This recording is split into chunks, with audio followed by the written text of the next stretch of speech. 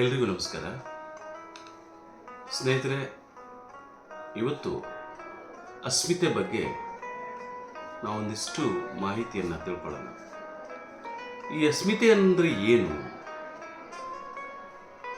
ಅಸ್ಮಿತೆ ಇಂಗ್ಲಿಷ್ನಲ್ಲಿ ಐಡೆಂಟಿಟಿ ಅಂತ, ಹಿಂದಿಯಲ್ಲಿ ಪೆಹಚಾನ್ ಅಂತ. ಹಾಗಾದ್ರೆ ಏನಿದು ಅಸ್ಮಿತೆ ಅಥವಾ ಪೆಹಚಾನ್ ಅಥವಾ ನಮ್ಮ ಐಡೆಂಟಿಟಿ?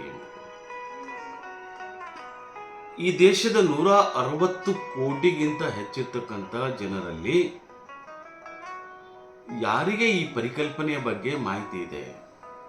ನನ್ನ ಅಸ್ಮಿತೆ ಏನು, ನನ್ನ ಅಸ್ತಿತ್ವ ಏನು, ನನ್ನ ಐಡೆಂಟಿಟಿ ಏನು, ನನ್ನ ಹೆಜ್ಜೆ ಗುರುತುಗಳು ಯಾವುದು, ನನ್ನ ಹೆಜ್ಜೆ ಗುರುತುಗಳು ಎಲ್ಲಿದ್ದಾವೆ, ಹೇಗಿದ್ದಾವೆ ಅಂತಕ್ಕಂಥ ಒಂದಿಷ್ಟು ಕಿಂಚಿತ್ತು ಮಾಹಿತಿ ಕೂಡ ಇರೋದಿಲ್ಲ.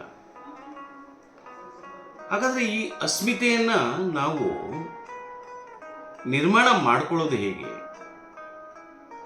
ಶೇಕ್ಸ್ಪಿಯರ್ ತನ್ನ ಅಸ್ಮಿತೆಯನ್ನು ಹೇಗೆ ಅವನು ಈ ಜಗತ್ತಲ್ಲಿ ಬಿಟ್ಟು ಹೋದ?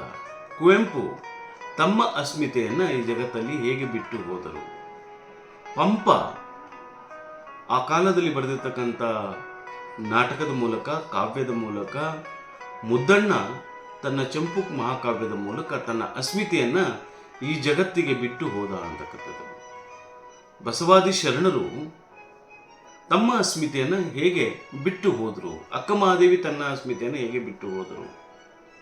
ಹಾಗಾದರೆ ನಾವು ಇವತ್ತಿನ ಈ ಸ್ಪರ್ಧಾತ್ಮಕ ಜಗತ್ತಿನಲ್ಲಿ ನಾವೆಲ್ಲರೂ ಓಡುತ್ತಿರುವ ಕಾಲದ ಹಿಂದೆ ಬೆನ್ನತ್ತಿರುವ ಈ ಯುಗದಲ್ಲಿ ಹಾಗೇನೆ ನಾವು ಬದುಕಿರ್ತಕ್ಕಂಥ ಈ ಮೆಟೀರಿಯಲಿಸ್ಟಿಕ್ ವರ್ಲ್ಡ್ ಏನಿದೆಯಲ್ಲ, ನಮಗೆ ಕೇವಲ ಈ ವಸ್ತುಗಳ ಜೊತೆಗೆ ನಮಗೆ ಪ್ರೀತಿ, ಮನುಷ್ಯತ್ವದ ಬಗ್ಗೆ ಆಗಲಿ, ಮನುಷ್ಯನ ಇರುವಿಕೆಯ ಬಗ್ಗೆ ಆಗಲಿ ಯಾವ ಮಾಹಿತಿ ಕೂಡ ಇರುವುದಿಲ್ಲ, ಮತ್ತು ಅದರ ಬಗ್ಗೆ ಹೆಚ್ಚು ಆಸಕ್ತಿ ಕೂಡ ಇರೋದಿಲ್ಲ.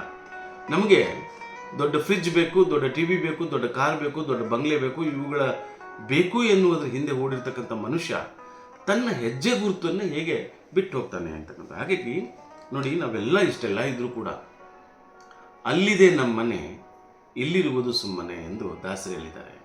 ನಮ್ಮನೆ ಅಲ್ಲಿದ್ರೂ ಕೂಡ ನಾವೆಲ್ಲರೂ ಈ ನಮ್ಮ ಹಿಂದೆ ಬಾರದ ಈ ಮನೆಗಾಗಿ ನಾವೆಷ್ಟೆಲ್ಲ ಬಡ್ದಾಡ್ತೀವಿ.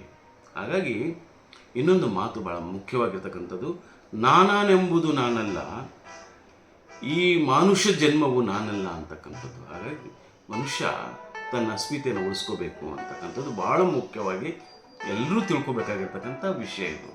ನಮಸ್ಕಾರ.